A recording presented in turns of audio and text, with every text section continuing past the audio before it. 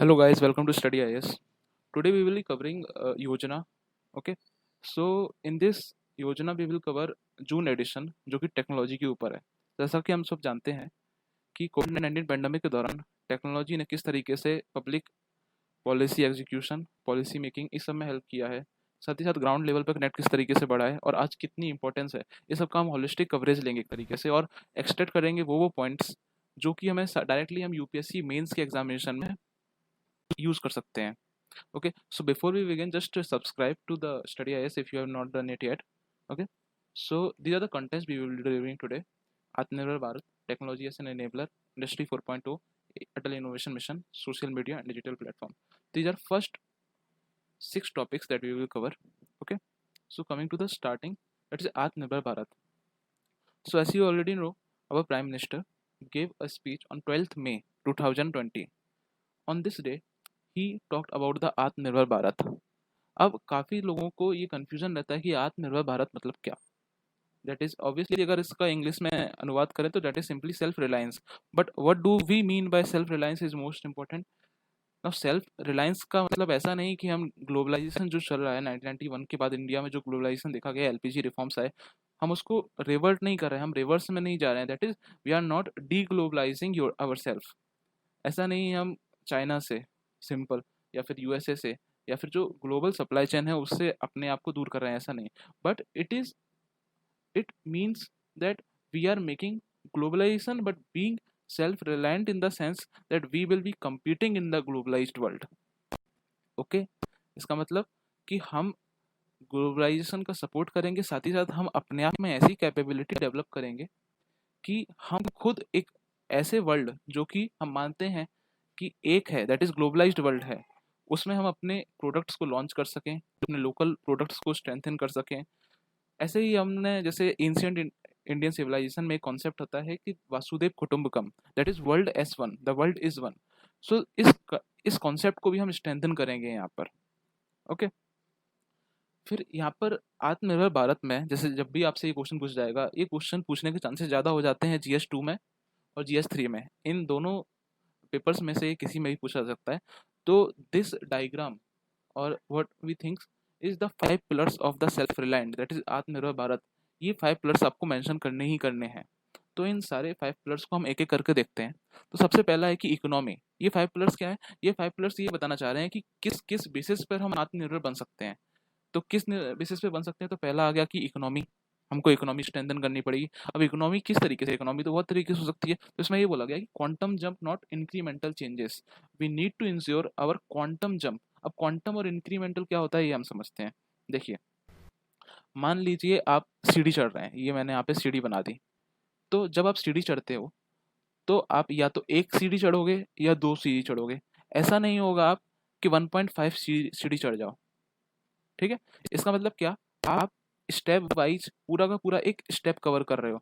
अगर आप किसी ऐसे जगह पर हो जो कि इस तरीके से स्लोप है, तो वहां पर आप इसका अंदाजा नहीं लगा सकते कि कितना चेंज हो रहा है। तो ये this is a small gradual change.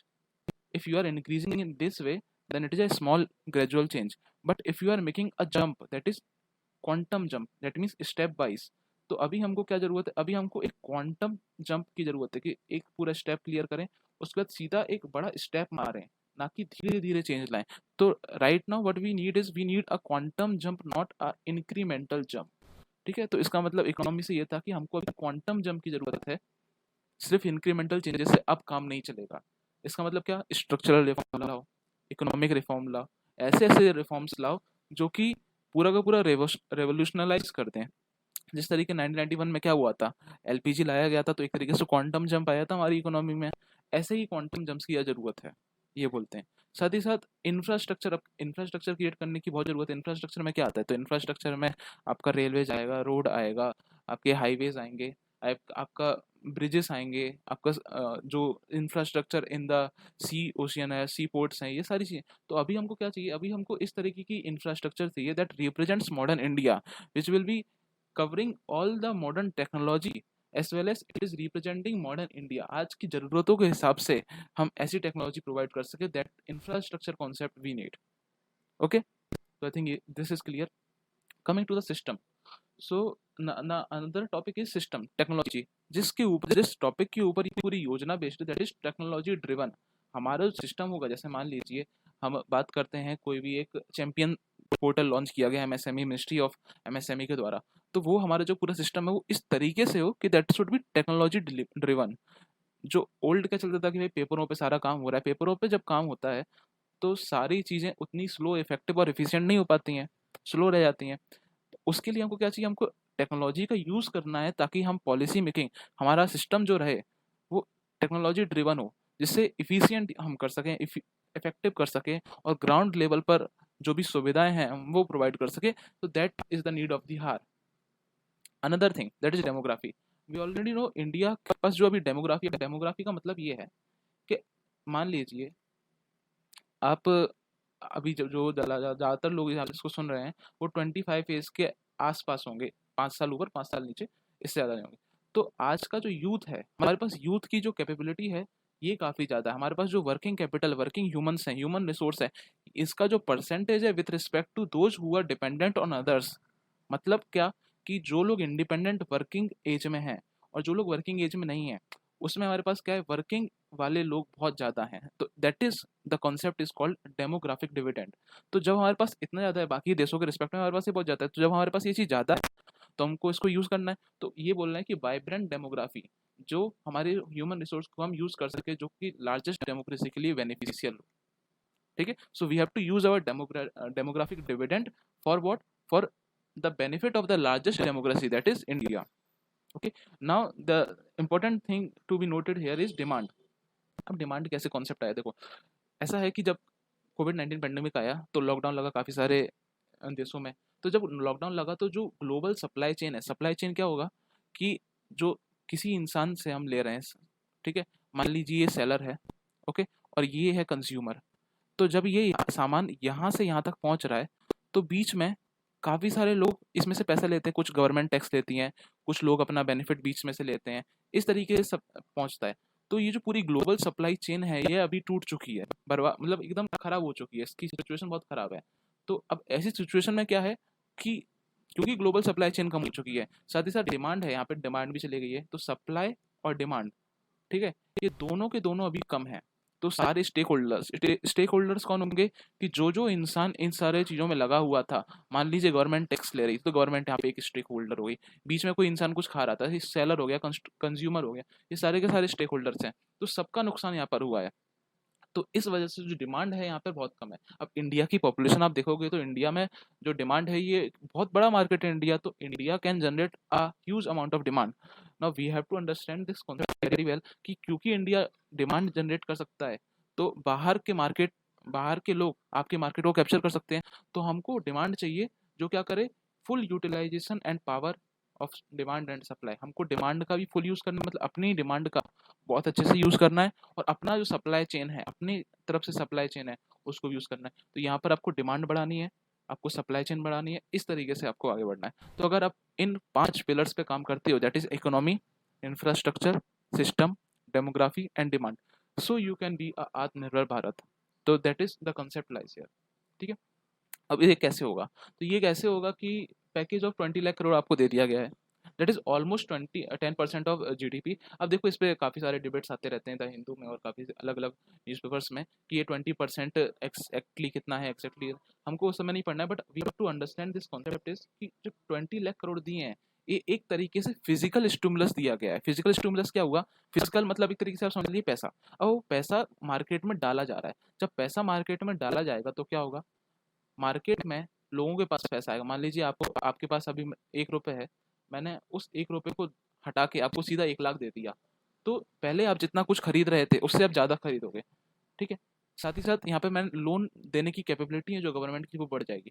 तो जैसे ही मार्केट में पैसा आएगा तो जो सप्लाई चेन यहाँ पे टूट गई थी, यहाँ पे किसी के पास पैसा नहीं था, कंज्यूमर के पास पैसा नहीं था, तो वो क्या करेगा, वो उसके पास पैसा वापस आ जाएगा, तो वापस से सप्लाई चेन में आ जाएगा। जैसे ही सप्लाई चेन में आएगा तो ये जो सप्लाई चेन है पूरी पूरी रिवाइव कर जाएगी, तो इकोनॉमी का जो अभी इस तरीके से डाउन जा रही है इट कैन बी ग्रो। ठीक है, तो that is what this article wants to say, that strengthening the stakeholders, मतलब जो जो लोग उसमें पार्टिसिपेट कर रहे हैं, चाहे वो गवर्नमेंट हो, चाहे वो कंज्यूमर हो, चाहे वो सेलर हो, या चाहे वो बीच में जो पैसे ले रहा था वो हो, मॉडरेटर, तो सारे स्टेक होल्डर्स को जो सप्लाई चेन में है उसको हमको इंक्रीज करना है, उसका स्ट्रेंथन करना है और उनकी डिमांड को फुलफिल करना है। ठीक है, आई थिंक आपको इतना कॉन्सेप्ट क्लियर हो गया होगा। अब आगे बढ़ते हैं हम इसमें। ओके, सो अब आगे बढ़ गए हम। तो इसमें क्या है कि self reliance will prepare the country for the tough competition in the world supply chain. देखिए इसमें क्या बोलना चाह रहा है कि जो सेल्फ रिलायंस है, जो आत्मनिर्भरता है, वो क्या करेगी, हमको एम्पावर करेगी, मतलब इंडिया को एम्पावर करेगी पूरी की पूरी जो ग्लोबल सप्लाई चेन है, जिसमें चाइना भी आता है, यूएसए भी आता है, साउथ कोरिया भी आता है, जापान भी आता है। ये सारे के सारे जो ग्लोबलाइज्ड वर्ल्ड है हमारा, इन सब का प्रोडक्ट रहेगा। तो हमारे प्रोडक्ट को हमको स्ट्रेंथन इतना करना है कि हम सेल्फ रिलायंस हो सकें।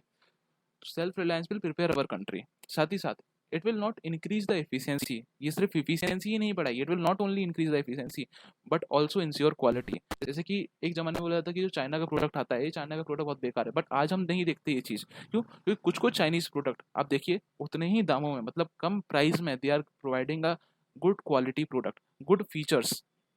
So we have to understand that we do not only rely on the efficiency।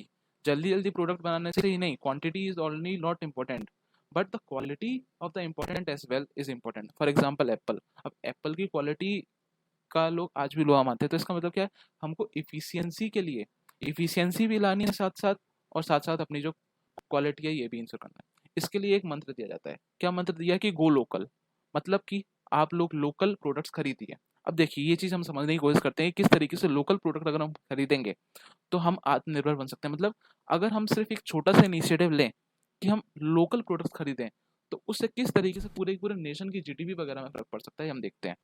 देखिए मान लीजिए यहाँ पर आप हैं, ठीक है, अब आप हैं, अब आपके पास दो चॉइसेस हैं यहाँ पर। आपको पहला प्रोडक्ट है चाइना का और एक प्रोडक्ट आपको मैंने दे दिया इंडिया का। मान लीजिए मोबाइल ही दे, मान लिया हमने माइक्रोमैक्स ये मोबाइल है, और ये मोबाइल है सोनी का, या मतलब सोनी तो नहीं है, चाइनीज कोई और हम मान लेते हैं, जियाओमी का है, ठीक है। तो अब आपको सेम फीचर्स दोनों में मिल रहे हैं, बट लगभग 2,000 का फर्क पड़ रहा है। आपको 2,000 रुपये इंडिया मोबाइल में ज़्यादा देने पड़ रहे हैं, ठीक है। तो नॉर्मली इंसान क्या होगा, अब क्योंकि इंडिया में जो पॉवर्टी रेट्स हैं ये काफ़ी हाई हैं, तो नॉर्मली इंसान क्या करेगा, चाइना का ले लेता है। बट यहाँ पर हमको रोक लगाने की ज़रूरत है, क्योंकि हमको लार्जर पिक्चर कंसिडर करना है यहाँ पर। हम क्या करेंगे, अगर हम 2,000 रुपये ज़्यादा दे के अभी इंडिया का मोबाइल लेते हैं, तो पैसा कहाँ जाएगा, इस कंपनी में जाएगा। तो जब इस कंपनी में पैसा जाएगा, तो इसके पास पैसा आने की वजह से जो एम्प्लॉयमेंट यहाँ पे दी थी, उसने इंडिया के लोगों को एम्प्लॉयमेंट दी होगी, तो अल्टीमेटली पैसा इंडिया में ही रह रहा है, ठीक है। तो ट्रेड डेफिसिट अभी यहाँ पर हमारा कम नहीं हो रहा। दूसरी बात, क्योंकि इस कंपनी को पैसा मिल रहा है, तो ये अपने जो लोन्स हैं, इसको जो इसने बैंक से लिए थे अपनी कंपनी शुरू करने के लिए, उसको अच्छे से चुका पाएगी। तो हमारे यहाँ पे दो चीज़ें अच्छी हो गई, एक कंपनी की हालत अच्छी हो गई और लोन्स की हालत अच्छी हो गई। अब मार्केट तो हमारे पास है ही इंडिया काफ़ी बड़ा। जब ये दोनों चीज़ हो जाएंगी तो काफ़ी सारा इन्वेस्टमेंट बैंक के द्वारा और भी किया जाएगा, ठीक है। इसने 1,000 रुपये लिए थे कंपनी ने, आज चुका दिए, तो अब अगली बार बैंक आराम से दे देगा इसको। हो सकता है अगली बार 2,000 भी दे दे। तो जिस तरीके से इन्वेस्टमेंट बढ़ता जाएगा, तो इन्वेस्टमेंट कहाँ करेगा, ये जो कंपनी है ये इन्वेस्टमेंट करेगा, पहला रिसर्च में करेगा, ठीक है।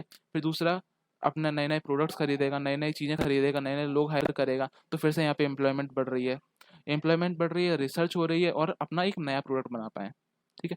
इससे क्या होगा, क्योंकि ये कंपनी जो है, ये कंपनी बहुत अच्छा करेगी, तो आगे जाके हम देखने को मिलेगा कि ये जो प्रोडक्ट आपको 2,000 रुपये ज़्यादा देने पड़ रहे थे, क्योंकि आपकी कंपनी इतनी स्ट्रेंथन हो चुकी है, तो आपकी वही कंपनी का प्रोडक्ट आप उतने ही रुपए में, आप जितना आप यहाँ पे दे रहे थे, वही इंडिया का प्रोडक्ट बन जाएगा। और हो सकता है क्योंकि वो चाइना से कम्पीट कर रहा है, तो कुछ ऐसे देश हों जो ना कर पाए, तो हम वहाँ पर एक्सपोर्ट भी कर सकते हैं। अल्टीमेटली क्या होगा, इंडिया का जीडीपी बढ़ेगा, India will be self reliant. Okay, तो यहाँ पर मैंने आपको कॉन्सेप्ट समझा दिया कि किस तरीके से आत्मनिर्भरता, कैसे किस तरीके से लोकल प्रोडक्ट खरीदना, मतलब इंडिया का। अब इंडिया से मतलब क्या, सिर्फ नेशन का ही नहीं, रीजनल, जिस तरीके से खादी हो गया। ओके, अगर आपको राजस्थान की एक पर्टिकुलर चीज़ की वैल्यू बढ़ानी है, तो उस चीज़ को खरीदोगे जब आप, तो उस चीज़ का मार्केट बढ़ेगा तो डिमांड बढ़ेगी तो सप्लाई चेन, पूरी पूरी मैन्युफैक्चरिंग बढ़ेगी। So that is the concept we need to understand. I think the concept of आत्मनिर्भरता is clear. Coming to our next topic, that is technology as an enabler. Okay, तो हम यहाँ पे देखते हैं टेक्नोलॉजी एज एन एनेबलर किस तरीके से हमको हेल्प करती है। तो आप देखिए, कि टेक्नोलॉजी हमारी आत्मनिर्भरता तो हमने एक टॉपिक डिस्कस कर लिया, उसके अलावा काफ़ी ऐसी सारी चीज़ें हैं जिसमें टेक्नोलॉजी हमको मदद कर सकती है। आज के टाइम पे कोविड टाइम्स में we have seen a huge change in world economy today, ठीक है? जिस तरीके से वर्ल्ड इकोनॉमी नीचे जा रही है और साथ ही साथ हमको जिन जिन चीज़ों की ज़रूरत अब पड़ने लगी है, जैसे कि ऑनलाइन क्लासेस, ये जो कॉन्सेप्ट है पहले एक एलियन कॉन्सेप्ट था, मतलब बहुत कम लोग इसको यूज़ करते थे। नॉर्मली हम यूट्यूब पे वीडियोस वगैरह देख लेते थे, बट अब पूरा का पूरा जो स्कूल ऑनलाइन शिफ्ट हो रहा है, that was the alien concept, जो हम कभी सोचा ही नहीं था। आज वो चीज़ें हो रही हैं, तो उससे क्या हो रहा है, हमको टेक्नोलॉजी एक चीज़ प्रोवाइड कर रही है, जो जैसे मान लीजिए अगर हम ऑनलाइन मीट करते हैं, तो कितने लोगों का जो ह्यूमन रिसोर्स है हमारा, कितना ज़्यादा जो नॉलेज है जो स्प्रेड होना चाहिए था वो रह जाता, इससे कितना बुरा होता, आगे जाके कितना ज़्यादा घाटा देता हमको। तो इससे हमको ये चीज़ समझने की ज़रूरत है कि ऑनलाइन क्लासेस आपको क्या प्रोवाइड कौन प्रोवाइड कर रहा है, ये टेक्नोलॉजी प्रोवाइड कर पा रही है। मान लीजिए आप ये वीडियो भी देख रहे हैं तो आप टेक्नोलॉजी की मदद से देख रहे हैं, तो जब आप टेक्नोलॉजी की मदद से ये सब करते हैं तो इससे क्या होता है, पूरा का पूरा टेक्नोलॉजी आपको इनेबल करती है और आप वापस से टेक्नोलॉजी में इन्वेस्ट करते हो, एक साइकिल बनती है, ठीक है? तो हमको टेक्नोलॉजी कहाँ-कहाँ और इनेबल कर रहा है, ये तो मैंने ऑनलाइन क्लासेस का एक एग्जांपल दे दिया। फिर हम देख रहे हैं कि आजकल काफ़ी लोग वर्क फ्रॉम होम शिफ्ट कर रहे हैं।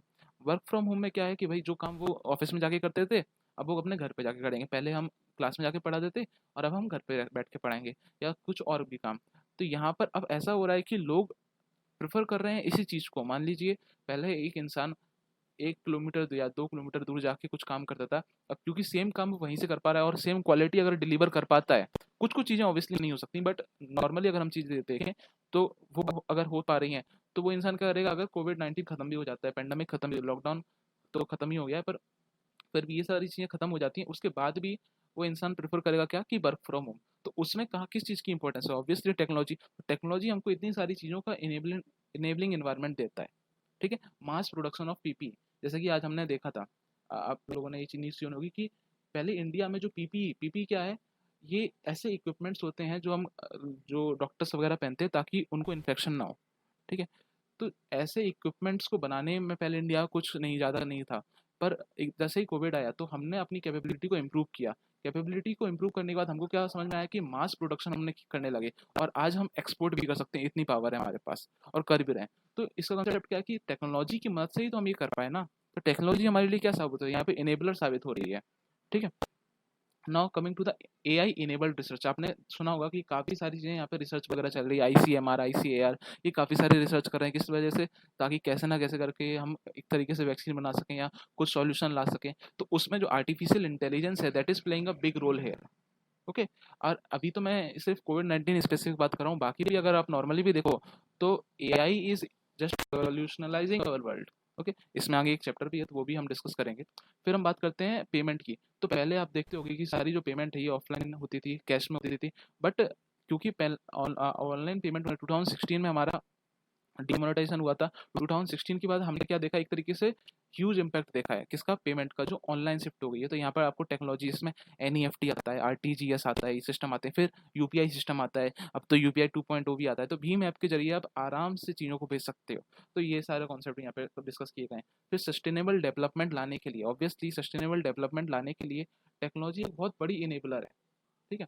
टेक्नोलॉजी किस तरीके से सस्टेनेबल डेवलपमेंट में यूज़ करती है, इससे आपका कोई भी एक एग्जांपल हम पकड़ लीजिए। मान लीजिए हमने बोला कि पॉवर्टी, तो पॉवर्टी हटाने के लिए गवर्नमेंट ने काफ़ी सारी स्कीम चलाई। अब गवर्नमेंट को कैसे पता चलेगा कि किस इंसान के पास उतना पैसा है या नहीं? तो या तो वो ऑफलाइन जाके एक-एक इंसान से माँगे, बट वो काफ़ी डिफिकल्ट हो जाता है और हो सकता है उसमें ट्रांसपेरेंसी भी ना आए, करप्शन भी हो सकता है। तो सस्टेनेबल डेवलपमेंट जो कि पॉवर्टी हम ले रहे हैं, तो उसमें भी टेक्नोलॉजी हमको काफ़ी ज़्यादा रेवोल्यूशनलाइज़ कर सकता है। जैसे कि मैं एग्जांपल दूँगा यहाँ पे डायरेक्ट बेनिफिट ट्रांसफ़र का। डायरेक्ट बेनिफिट ट्रांसफ़र में क्या है कि जो पैसा है सीधा इंसान के खाते में जाएगा, तो पॉवर्टी डायरेक्टली एलिवेट होगी ना। तो that is the concept.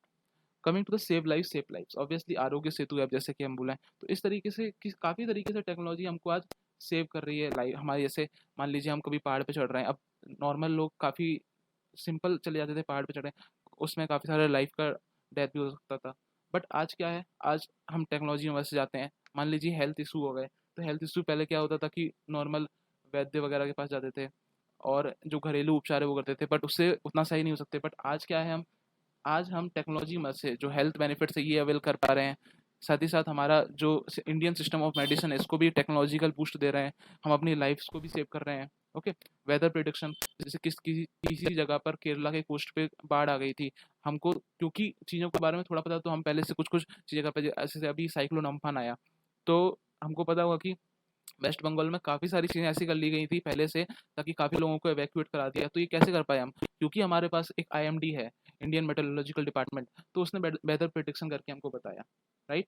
So coming to the real time monitoring, अब जैसे कि हमने मान लीजिए यहाँ पे बात करें कि कोई एक कोविड पॉजिटिव इंसान है, अब उस कोविड पॉजिटिव इंसान को हम क्या करेंगे, जियो फेंस कर देंगे। जियो फेंस क्या कर देंगे, मतलब एक इंसान है, उसके चारों ओर हमने, उसका फ़ोन है, उसके फ़ोन में सिग्नल डाल दिया कि एक इंसान इस एरिया से बाहर जाता है, तो अलर्ट कहाँ चली जाएगी, ये चली जाएगी पुलिस या फिर जो अथॉरिटी है उसके पास।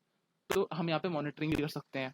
ओके, आप जीपीएस सिस्टम यूज़ कर सकते हैं। Digital India, obviously digital India was a great programme launch, जिससे हम क्या कर रहे हैं, लिटरेसी दे रहे हैं। एक होता है फाइनेंशियल इंक्लूजन, जिसमें क्या है, लोगों के खाते खुलवाते हैं, ठीक है, लोगों के खाते खुलवाते हैं, साथ ही साथ उनको सोशल सिक्योरिटी प्रोवाइड करते हैं, इंश्योरेंस प्रोवाइड करते हैं। एक होता है digital India, that is digital inclusion, मतलब एक छोटे से छोटे गरीब से गरीब इंसान को हम डिजिटली लिटरेट कर सकें और डिजिटली एम्पावर कर सकें, कि वो उसी तरीके से बेनिफिट को अवेल कर सके जिस तरीके से एक पढ़ा लिखा इंसान कर रहा है। तो यहाँ पर आप डिजिटल इंक्लूजन कर रहे हो। जैसे कि एक कॉन्सेप्ट आता है यहाँ पे जेम ट्रिनिटी का, जेम, JAM ट्रिनिटी, ये वर्ड्स आप यूज़ कर सकते हो अपने मेंस के एग्जाम आंसर राइटिंग में, काफ़ी इफेक्टिव रहेंगे।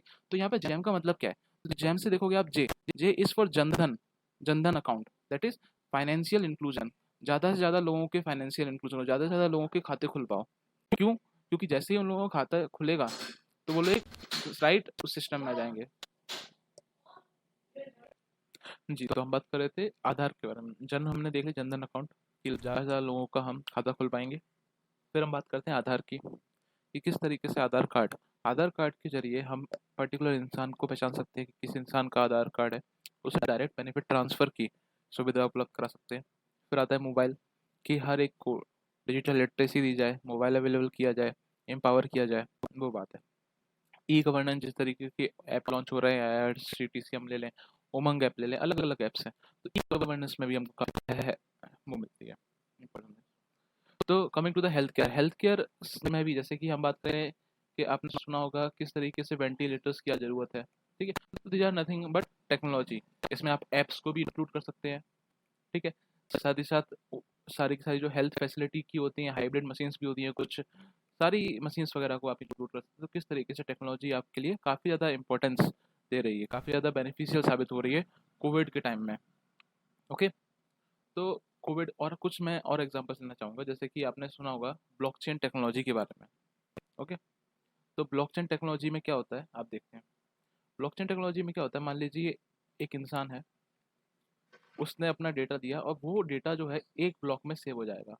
उस ब्लॉक में सेव होने के बाद उसका एड्रेस लिखा जाएगा यहाँ पर, और वो एक डिस्ट्रीब्यूटेड लेजर, मतलब क्या, एक ऐसा सिस्टम में चला जाएगा, जैसे यहाँ एक और बना दिया, तो ऐसे ये एक सिस्टम ऐसा हो गया कि जो डिस्ट्रीब्यूटेड लेजर है, मतलब पब्लिक में आपका जो एड्रेस है, जिसके अंदर इंफॉर्मेशन है, ये चीज़ स्टोर हो गई। अब ये ऐसे ही कोई और इंसान है और ने भी स्टोर किया होगा, और इसको हम एक दूसरे से लिंक कर देंगे, तो ये पीयर टू पीयर कनेक्शन हो जाएगा। इससे क्या होगा, एक तरीके से डिसेंट्रलाइज्ड सिस्टम हम बना सकते हैं, that is called block chain technology. क्योंकि ये ब्लॉक्स हैं, इनकी एक चेन बन गई। अब ऐसे ब्लॉकचेन टेक्नोलॉजी को हम यूज़ कर सकते हैं काफ़ी सारे गवर्नमेंट के चीज़ों में, ठीक है। ब्लॉकचेन टेक्नोलॉजी का जो नाम आया था, ये क्रिप्टो करेंसी से बड़ा है। क्रिप्टो करेंसी में ब्लॉकचेन टेक्नोलॉजी यूज़ होती है। अब हम ये जो अलग अलग चीज़ें हैं, इसमें भी हम ब्लॉकचेन टेक्नोलॉजी को यूज़ कर सकते हैं। तो ये हमने कुछ एग्जाम्पल से देखें कि किस तरीके से जो टेक्नोलॉजी है, ये हमारे लिए बेनिफिशियल। चलिए, तो नेक्स्ट टॉपिक स्टार्ट करते हैं, जो कि है इंडस्ट्रियल रिवोल्यूशन।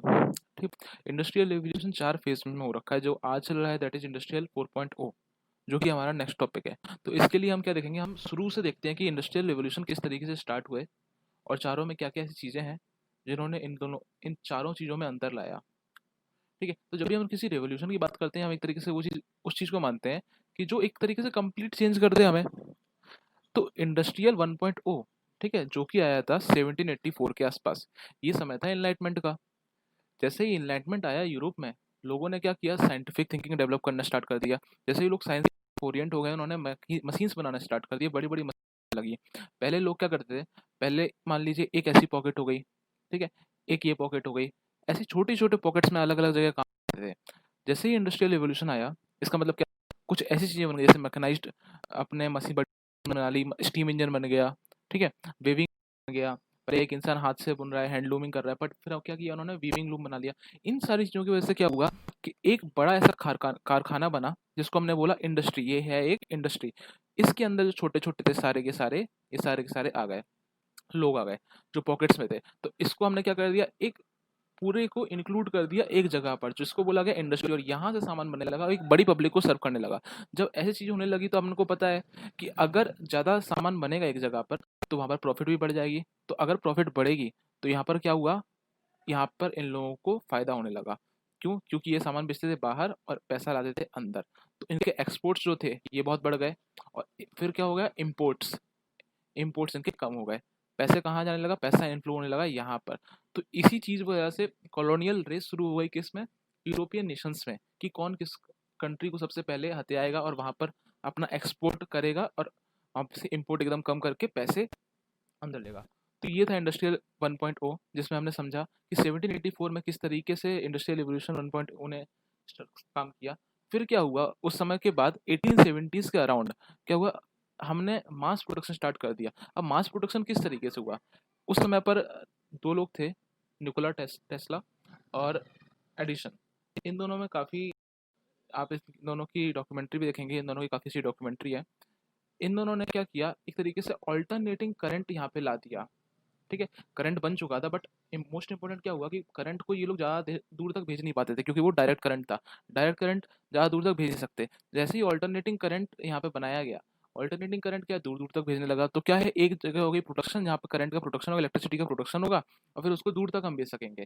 तो जब ये चीज़ आ गई तो हमने क्या बोला कि इलेक्ट्रिकल एनर्जी आ गई। इलेक्ट्रिकल एनर्जी की वजह से जो काम आज मशीन कर रहे, अभी यहाँ पर मशीन्स कर रही थी, बट उन मशीन में मैकेनाइजेशन, मतलब लोगों की ज़रूरत पड़ती थी। यहाँ पर मास प्रोडक्शन होने लगा, और कुछ ऐसी कन्वेयर बेल्ट जैसी ऐसी मशीनों ने काम करना स्टार्ट कर दिया। इससे जो इंडस्ट्री थी पूरी की पूरी बदल गई, ट्रांसफॉर्म हो गई, तरीके से रेवोल्यूशन आ गया, जिसको हम बोलते हैं इंडस्ट्री 2.0। ठीक है, फिर आता है हमारा इंडस्ट्री 3.0। इंडस्ट्री 3.0 क्या है, इंडस्ट्री 3.0 जब इस चीज़ के बाद हमने इलेक्ट्रिसिटी को यूज़ करना स्टार्ट कर दिया कंप्यूटर में। कंप्यूटर की वजह से क्या हुआ कि यहाँ पे ऑटोमेशन स्टार्ट हो गया। ऑटोमेशन से क्या हुआ कि मान लिया हमको एक बड़ा सा कैलकुलेशन करना है, पहले तो ये रिसर्च वर्क में यूज़ हुआ, तो वो सारा का सारा हम आराम से कंप्यूटर पर बैठ के कर सकते हैं। तो इसने भी काफ़ी ज़्यादा रेवोल्यूशनलाइज कर दिया इलेक्ट्रॉनिक इंडस्ट्री को। यहाँ पे क्या था, इलेक्ट्रिकल इंडस्ट्री, बट यहाँ पर डेवलप होना स्टार्ट हो गई आपकी इलेक्ट्रॉनिक्स इंडस्ट्री। इसके बाद आपका फाइनली आता है इंडस्ट्री 4.0। जब इंडस्ट्री 3.0 खत्म होने पे था, तो आपने देखा कि पहले सिर्फ जगहों पर तो क्या हुआ कि जैसे ही इंडस्ट्रियल 3.0 खत्म पे था, तो हम देखेंगे कि छोटी छोटी जगह हैं, जैसे कि स्कूल, कॉलेजेस, ऑफिसेस, हर जगह पर कंप्यूटर का यूज़ होने लगा। इसी से डेवलप हुआ हमारा इंडस्ट्रियल 4.0, इंडस्ट्री रेवोल्यूशन 4.0। इन्होंने क्या किया है, इन्होंने साइबर फिजिकल सिस्टम्स को यूज़ किया। मतलब क्या, साइबर जो कि हो गया हमारा इंडस्ट्री 3.0 से ड्राइव, मतलब कि जो हमारा कंप्यूटर हो गया, डिजिटल वर्ल्ड हो गया, इन सबको इन्होंने कनेक्ट कर दिया। कनेक्ट किससे किया, इंटरनेट। जैसे ही इंटरनेट आया, उसने क्या किया कि जो भी हमारे पास अलग अलग ऑटोमेटेड मशीन्स थी, उन सबको एक दूसरे के साथ कनेक्ट कर दिया, जिसमें कंप्यूटर्स भी हैं, अलग अलग मशीन्स भी हैं। जैसे ये कनेक्शन हुआ, हमारा साइबर फिजिकल सिस्टम काम करने लगे। साइबर मतलब ये हमारा कंप्यूटर या डिजिटाइज साइड हो गया। फिजिकल मतलब कि जो साइबर कंप्यूटर है, कंप्यूटर एक तरीके से फिजिकल वर्क करने लगे। मतलब एक थी मशीन यहाँ पर और एक था कंप्यूटर, इन दोनों को कनेक्ट करने का काम किया इंडस्ट्री 4.0 ने। जिसमें जिसमें अलग अलग टाइप्स भी आते हैं, जैसे कि अलग अलग चीज़ें आती हैं, इंटरनेट ऑफ थिंग्स या फिर अलग अलग नेटवर्क्स। तो इंटरनेट ऑफ थिंग्स क्या है, नेटवर्क क्या है, ये अभी हम देखते हैं। बट इंडस्ट्री ओ की अंडरस्टैंडिंग क्या है, ये आपको समझ में आनी चाहिए कि जैसे ही इंडस्ट्री 3.0 खत्म होने वाला था, अलग अलग जगह पर कंप्यूटर्स थे। अब वो जैसे ही उनको क्लब किया गया, उनको क्लब करके नेटवर्क बनाया गया, और सिर्फ कंप्यूटर्स को ही नहीं, अलग अलग चीज़ों को, मान लीजिए एक हेल्थ की मशीन है, उसको आप कंप्यूटर से जोड़ के कुछ कर रहे हैं। मान लीजिए हमारा स्पेस प्रोग्राम है, तो उसमें आप कंप्यूटर से कुछ कर रहे हैं। आपकी एक फ्लाइट है, तो उसमें आप कंप्यूटर से कुछ कर रहे हैं। तो यहाँ पर आप एक तरीके से नेटवर्किंग कर रहे हैं, कनेक्टिविटी स्टेब्लिश कर रहे हैं। तो that is called industry 4.0। Industry 4.0 और क्या है, अभी हम पूरे जो है उसको एकदम डेप्थ से स्क्रीनिंग करेंगे उसकी। तो लेट अस मूव फॉरवर्ड। तो अभी देखते हैं कि आगे क्या है। तो आगे हम बात करते हैं इंडस्ट्री 4.0 की। तो यहाँ पर हम देखेंगे कि योजना में बताया गया है कि आज हम एक सिग्निफिकेंट ट्रांसफॉर्मेशन के टाइम पर है, जिसमें क्या एक ऐसा ट्रांसफॉर्मेशन हो रहा है कि पहले हम जिस तरीके से प्रोडक्ट या डिजिटाइज करते थे, मैन्युफैक्चरिंग करते थे, एडवर्टाइज करते थे, सारी चीज़ें करते थे, ये चीज़ें ही बदल रही हैं। This is a form of transformation and we are moving ahead in the industry 4.0। We are not moving industry 5.0। यहाँ पर इंडस्ट्री 5.0 जैसी कोई चीज़ नहीं है, मतलब कुछ हमने एकदम नया, यहाँ पर एक नई चीज़ नहीं, बट जो इंडस्ट्री 4.0 इसी के हम ट्रांजिशन फेज में अभी हैं, यहाँ पे ये बताया जा रहा है। ठीक है, तो इस ट्रांजिशन में क्या है, इस ट्रांजिशन को हमने बोल दिया गया है इंडस्ट्री 4.0। ठीक है, जिसमें सबसे इंपॉर्टेंट क्या है, industry 4.0 encompasses 3 technological trends driving the transformation. तो टेक्नोलॉजिकल ट्रेंड्स को ड्राइव करने वाले 3 ट्रांसफॉर्मेशन, दैट इज कनेक्टिविटी, जिसमें आ गया आपका wifi. Okay, wifi, internet of things, intelligence and flexible automation. अब यहाँ पे डिस्कस करते हैं कि आईओटी क्या है भैया।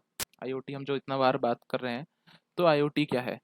तो मान लीजिए ये आपका मोबाइल फ़ोन है, ठीक है, और आप यहाँ पर रह रहे हैं, घर पे हो।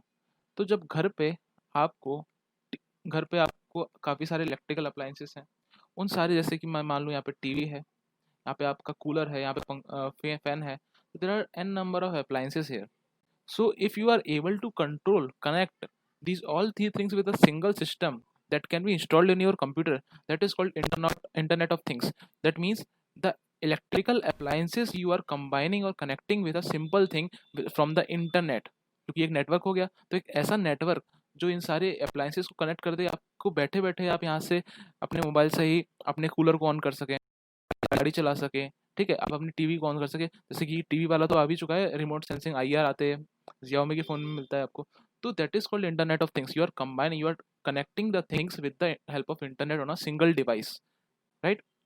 जैसे आप एलेक्सा देखोगे, गूगल होम देखोगे, तो ये these are the example of internet of things. Okay, moving forward.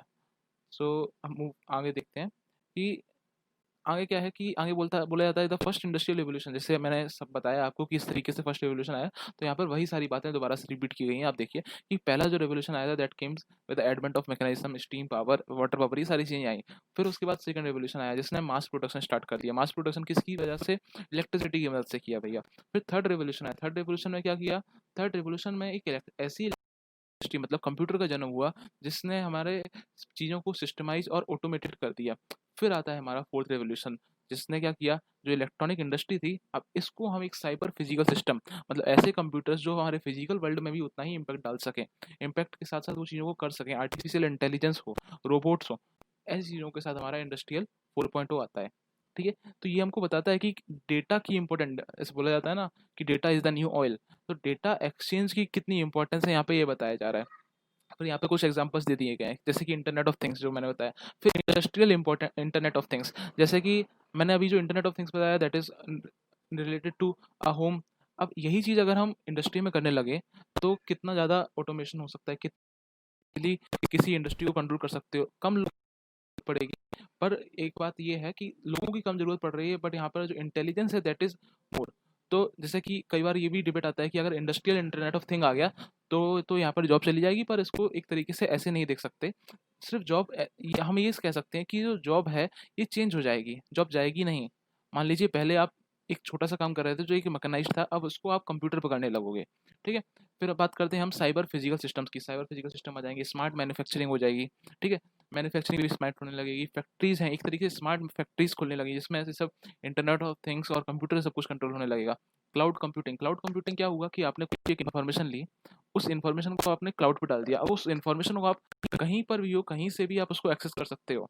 तो आप क्लाउड, मतलब कि जैसे गूगल क्लाउड हो गया, या फिर स्काइप का कुछ हो गया, माइक्रोसॉफ्ट का हो गया, तो ऐसी जगह पर आप कहीं से भी पूरी जो इन्फॉर्मेशन आपने डाली थी, उसको यूज़ कर सकते हो। फिर आता है एडिटिव मैन्युफैक्चरिंग।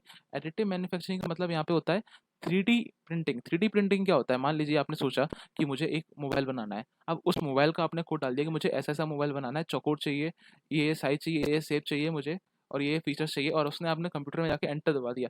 अब उस कंप्यूटर के अंदर वो क्या करेगा, वो जैसे कि हमारा पेज पे प्रिंट करता है, इस तरीके से ही एक 3D मॉडल प्रिंट कर सकता है। उस 3D मॉडल में आपका चिप सेट पूरा रहेगा, इन सारी चीज़ें रहेंगी, जो जो ये कंप्यूटर में बैटरी वगैरह सब बन जाएगा, और उसमें आपको सीधा एक मोबाइल बन के निकल आएगा। That is called additive manufacturing. यहाँ पर आप, तो आप मैंने रोड मैन्युफैक्चरिंग, तो many things you can do from the 3D printing. Okay, फिर then we call big data. हमारा जो डेटा है उसका एनालिसिस करके हम लोगों की समझ सकते हैं कि जो सोशल साइकोलॉजी है, हाउ दैट इज एक्टिंग। सो जैसे आपने सुना होगा कि एनालिटिका जो फेसबुक स्कैम था, कैम्ब्रिज एनालिटिका का, कि किस तरीके से जो डेटा है ये क्या करता है, ये हमको बताता है कि किस तरीके से जो सोसाइटी है इस ये अभी सो रही है, इसको क्या क्या चाहिए है। तो ये सारा डेटा को एनालाइज करके हम सोसाइटी की जो माइंडसेट उसको सेव कर सकते हैं। फिर robotics, obviously robotics, cognitive computing, मतलब कंप्यूटर क्या करेगा उस समय पर अपने कॉन्शियसनेस से सोच सकेगा कि मुझे ये डिसीजन लेना है या नहीं। एक तरीके से हम एम्पावर कर रहे हैं यहाँ पर आर्टिफिशियल इंटेलिजेंस को, मतलब कि एक होती है ह्यूमन इंटेलिजेंस, एक होती है आर्टिफिशियल, मतलब कंप्यूटर भी उतना जितना एक ह्यूमन सोच रहा है। एग्जैक्टली उतना तो कभी नहीं हो पाएगा, बट फिर भी हम ये कह सकते हैं कि कुछ हद तक कंप्यूटर की सोचने समझने की क्षमता बढ़ जाएगी। मान लीजिए आप पहले क्या करते थे, आपको दो चीज़ें चुननी है तो ह्यूमन तो समझ जाएगा कि मुझे क्या चुनना है, पर कंप्यूटर को समझ में नहीं आता। क्यों? क्योंकि वो क्या करता है, वो सिर्फ इंस्ट्रक्शन फॉलो करता है। बट यहाँ पर क्या होगा, जब आप कॉग्निटिव कंप्यूटिंग और आर्टिफिशियल इंटेलिजेंस दोगे तो वो चीज़ों को समझेगा, वो पुराने एक्सपीरियंस से देखेगा कि क्या चीज़ करने से मुझे क्या लाभ हुआ था, और देन वो एक्ट कर सकता है दो चीज़ों में से क्या चुनना है। तो we are giving intelligence to the computer. Then we talk about the blockchain. Blockchain के बारे में हमने आराम से अभी भी बात कर लिया है, तो ये चीज़ आपको क्लियर होगी। ठीक है, तो आप यहाँ पे देखिए कितना रेवोल्यूशन आ रहा है इंडस्ट्री 4.0 में। आप देखोगे कि यहाँ पर एक कॉन्सेप्ट आता है वर्चुअल रियलिटी का, ट्विन टेक्नोलॉजी इसको बोलते हैं, कि एक हो गया आपका रियल वर्ल्ड, एक हो गया वर्चुअल वर्ल्ड। तो आप रियल वर्ल्ड्स का एक वर्चुअल वर्जन बना सकते हो। उस वर्चुअल वर्जन में आप चीज़ों को टेस्ट कर सकते हो। ठीक है, मान लीजिए आपका, हाँ, आपके नॉर्मली लाइफ में आपको कार चलाना नहीं आती, ठीक है। अब आपको क्या करना है, आपको ड्राइविंग सीखनी है। अब अगर आप नॉर्मली इस रोड पे निकल जाओगे एकदम से बिना किसी सीखे, आपका कोई साथ देने वाला, कोई सिखाने वाला नहीं है, तो हो सकता है कि एक्सीडेंट हो जाए। बट अगर आप ऐसे एक वर्चुअल वर्ल्ड में जा सको, जिस वर्चुअल वर्ल्ड में आप कार के हैंडल वगैरह को यूज़ करके कार चला सको, और अगर वहाँ पे लग भी गई आपको, मतलब गिर भी गया गाड़ी होगी, तो ये इन रियलिटी तो कुछ नहीं हुआ ना। तो that makes us a space where we can robustly test the things and we can make cost effective decentralize decision. हमारा डिसीजन मेकिंग में भी हेल्प करेगा। हमने मान लो एक सिमुलेशन कर दिया, उस सिमुलेशन से हम, सिमुलेशन ऐसा होता है कि एक तरीके से रियल वर्ल्ड को आप वर्चुअल वर्ल्ड में डालते हो और उसको चलाने का ट्राई करते हो। ये जो रिसर्च वर्क है इसमें काफ़ी जगह यूज होता है। तो ऐसी चीज़ों को आप कर सकते हो यहाँ पर एक वर्चुअल रियलिटी में। ठीक है, अब यहाँ पर एक बात की जा रही है कि जब हमने इंडस्ट्री 3.0 में कंप्यूटर्स को इंट्रोड्यूस किया था, तो काफ़ी लोगों को प्रॉब्लम आई थी, काफ़ी लोगों को इस चीज़ की स्किल नहीं थी। तो यहाँ पर एक तरीके से डिस्ट्रप्शन क्रिएट हुआ था जो नई टेक्नोलॉजी के आने से। बट आज हम इंडस्ट्री 4.0 में देखेंगे कि किस तरीके से वो जो कंप्यूटर्स बनाए गए थे, आज वो क्या बेनिफिट्स हमको दे पा रहे हैं। किस तरीके से internet of things, internet of system create हो रहा है, किस तरीके से स्मार्ट मशीन, किस तरीके से जो फैक्ट्री है ये आज काफ़ी ज़्यादा इफेक्टिव, एफिशिएंट और प्रोडक्ट हैं, और वेस्टफुल भी कम हो गई हैं। Ultimately it is a network of these machines that are digitally connected. उस कनेक्शन की वजह से क्या हुआ है कि हम इजीली अपनी इंफॉर्मेशन शेयर कर सकते हैं, और जो रियल पावर है इंडस्ट्री 4.0 की, that we can harness. Okay, तो आज क्या है, जो ऑर्गेनाइजेशंस है, सारी जगह organisation they are facing a pressure, they are facing a pressure to transform, to shift from product centric business model to new model of focused on creating and capturing different sources of new value propositions. Okay, तो ये कहना चाह रहा है कि अब जो organisation है और एक प्रेशर बिल्ड हो रहा है कि जो पुराना प्रोडक्ट सेंट्रिक बिजनेस मॉडल था अब उससे चेंज होके आप एक ऐसे मॉडल पे आइए जो नए वैल्यू प्रपोज करे, आपके अंदर नई वैल्यूज डाले, ऐसे आप प्रोडक्ट्स बनाइए। तो जब ऐसा केस आ जाता है तो इससे हमको किस चीज़ की ज़रूरत पड़ेगी, हमको इसकी ज़रूरत पड़ेगी जो हमारे इंजीनियर्स हैं, डिज़ाइनर्स हैं, साइंटिस्ट हैं, इन सब के पास कैपेबिलिटी है कि जो नई नॉलेज है इसको ये हार्नेस कर सकें और इम्प्लीमेंट कर सकें ऑर्गेनाइजेशंस के वेलफेयर के लिए। So there is a need of innovation right now. ठीक है, तो जो product innovation is continuously giving way new concepts that have technology to build them. तो यहाँ पर ये जो इनोवेशन है, यहाँ पे इनोवेशन फोस्टरिंग की बात हो गई है। जैसे कि आप फिर एग्जांपल आ जाता है अटल इनोवेशन मिशन जो गवर्नमेंट ने लॉन्च किया है। तो यहाँ पर क्या करेंगे कि कनेक्टिंग करेंगे कॉन्टेक्चुअल, कॉन्टेक्चुअल मीन्स समय के साथ और जगह के साथ भी आपकी चीज़ें बदलेंगी, इनोवेशन बदलेगी, और एक कॉम्प्लेक्स इनोवेशन प्रोसेस की क्रिएट करने की यहाँ पे बात कर रहे हैं।